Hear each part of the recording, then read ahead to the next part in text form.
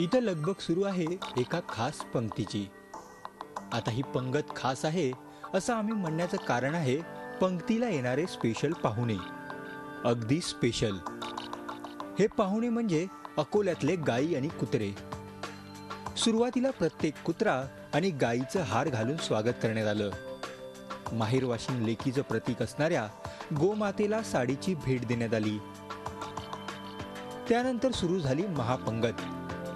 जिलेबी, बालुशाही, बुंदीचे लाडू, ब्रेड, दूध, बिस्किट आणि गाईसाठी गवताचा कोवळा चारा, अशा एक से बडकर एक पदार्थांची पंक्तीत मेजवानी।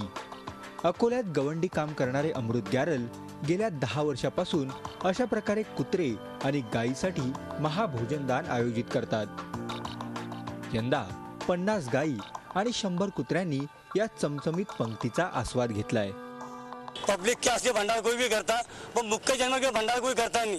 करोड़पति है दुनिया के अंदर, दुनिया में करोड़पति है, कुछ पैसा कुछ काम का नहीं है।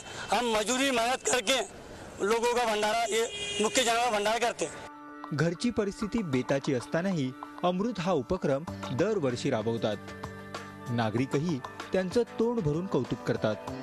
आणि यांचं आम्ही खास करून अभिनंदन करतो की जे मुख्य जनावरांना आज पाणी पाजणं सुद्धा कठीण आहे। दुष्काळाची परिस्थिती असल्यानंतर सुद्धा एवढे सर्व गोष्टीची गरज असताना सुद्धा या मुख्य जनावरांसाठी कुठली संस्था किंवा कुठले लोक जास्त मोठ्या प्रमाणात समोर येत नाही, पण आज अमृत गॅरल सारखे लोक समोर येऊन एवढं मोठं समाजासाठी एक चांगला काम करतात, एक चांगला प्रकारचा संदेश देतात, ही आनंदाची गोष्ट आहे। मी आणि स्वतःच्या जगात रमणाऱ्यांच्या सध्याच्या युगात अमृत गॅरल यांची ही भूतदया नक्कीच नवा आदर्श ठेवणारी म्हणावी लागेल। Jayesh Jagad, Zee media, Akola. Zee 24 तास रहा एक पाऊल पुढे।